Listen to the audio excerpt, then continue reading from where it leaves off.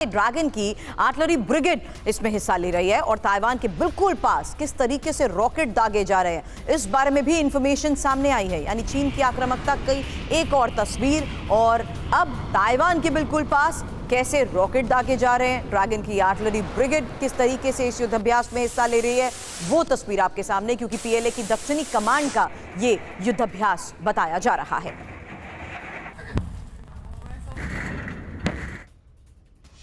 अब चीन की आक्रामक ताइवान हड़प नीति आखिर क्या है, क्योंकि ताइवान स्ट्रेट में पीएलए की गतिविधियां जिस तरीके से तेज हो रही हैं, ताइवान को जाहिर सी बात है दबाव बनाने की चीन हर बार कोशिश करता है। और पीएलए की दक्षिणी कमान के युद्धाभ्यास को लेकर सुमित, ये जो खबर आई है इस बारे में और इंफॉर्मेशन चाहूंगी, क्योंकि खबर है कि ग्राउंड फोर्सेस की 74th सेना की आर्टिलरी यूनिट ये अभ्यास कर रही है। PCL-191 रॉकेट सिस्टम से गोले तक दागे गए हैं और ताइवान के बिल्कुल पास जाकर चीनी गोले भी गिरे हैं। सुमित, देखिए ये पीएलए सदर्न कमांड का ये वीडियो और खासतौर पे देखिए सदर्न कमांड जिसकी जिम्मेदारी है ताइवान को अगर ग्राउंड फोर्सेस को मूव करना पड़े या फिर खासतौर पे आप कह सकते हैं कि उनके मैकेनाइज्ड इन्फेंट्री हो, उनकी इन्फेंट्री के जो आर्टिलरी ब्रिगेड हो, टैंक्स हो, इन सबको अगर मूव करना तो पड़े तो वो सदर्न कमांड के पास ही वो जिम्मेदारी है। और ये इसलिए दिखाया गया है क्योंकि इनकी रेंज अगर आप देखें, ये आर्टिलरी हो या फिर रॉकेट फायरिंग की जो रेंज है 500 किलोमीटर इनकी तरफ से क्लेम की जाती है। और ये दिखाने की कोशिश है कि देखिए हमारे ना सिर्फ सी बल्कि हमारे जो लैंड फोर्सेज है वो भी आपके इलाकों में बहुत आसानी से घुस सकते हैं और नहीं भी घुस पाएंगे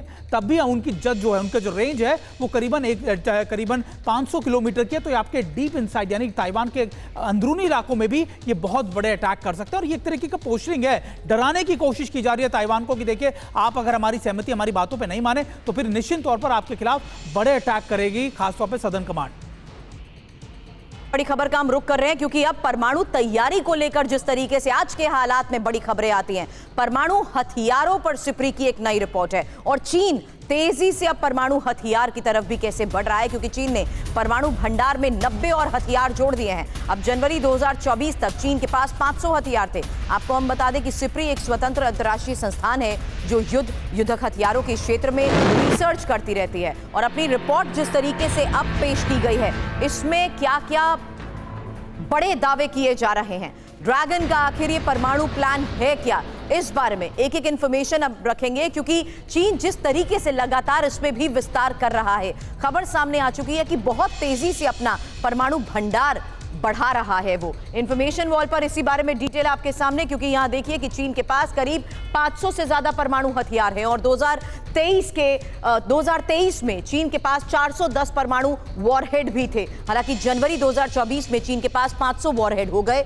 इस रिपोर्ट में ये दावे किए जा रहे हैं कि चीन के पास 2030 तक रूस और अमेरिका के बराबर ICBM हो जाएंगे। अब इसका मतलब क्या है ये समझना भी बहुत जरूरी है, लेकिन इस बीच आपको हम ये भी दिखाते हैं कि भारत के अलावा दुनिया के परमाणु संपन्न देशों के पास कितने परमाणु हथियार है, जहां सबसे पहले इंफॉर्मेशन अमेरिका के बारे में आपके सामने, क्योंकि 1770 तैनात किए गए परमाणु वॉरहेड के बारे में इंफॉर्मेशन है, जबकि 5044 परमाणु हथियार अमेरिका के पास हैं। अब इंपॉर्टेंट दूसरे देश के बारे में इंफॉर्मेशन, जहां अमेरिका के बाद बात रूस की करते हैं जिसने 1710 परमाणु वॉरहेड तैनात कर रखे हैं और रूस के पास कुल 5580 परमाणु हथियार हैं। तीसरी इंफॉर्मेशन आपके सामने यूके के बारे में, जिसके पास 225 कुल परमाणु हथियार हैं और परमाणु वॉरहेड 120 तैनात किए गए हैं। इसके साथ ही इंफॉर्मेशन आपके सामने फ्रांस के बारे में, जिसके पास 290 परमाणु हथियार हैं और साथ ही 280 परमाणु वॉरहेड को तैनात किया गया है।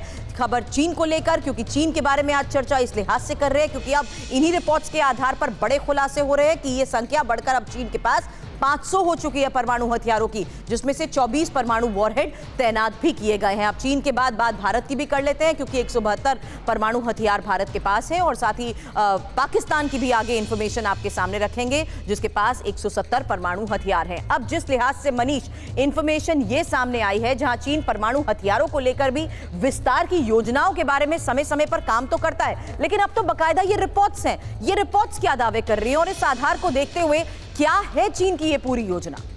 देखिए, परमाणु हथियारों को और उसकी वजह से युद्ध में प्रभाव को लेकर जो मेरी अंडरस्टैंडिंग है, ये बहुत हद तक फर्क नहीं पड़ता है कि आपके पास कितना परमाणु हथियार है, क्योंकि आप देखिए कि रूस के पास दुनिया का सबसे अधिक बड़ा परमाणु भंडार है, लेकिन इसके बावजूद यूक्रेन लड़ तो रहा है उससे। Exactly. दूसरी तरफ चीन के पास अगर 500 परमाणु हथियार हैं, तब भी ना ताइवान उससे डरने वाला है, ना फिलीपींस डरेगा, ना जापान डरेगा, भारत की तो बात ही छोड़ दीजिए। पाकिस्तान के पास भारत के बराबर के परमाणु हथियार हैं, लेकिन क्या इसका मतलब है कि पाकिस्तान जो है वो बब्बर शेर हो गया? हरगिज नहीं। तो कुल मिलाकर देखा जाए तो फिलहाल चीन के परमाणु हथियारों के जखीरे से कोई नहीं डरने वाला।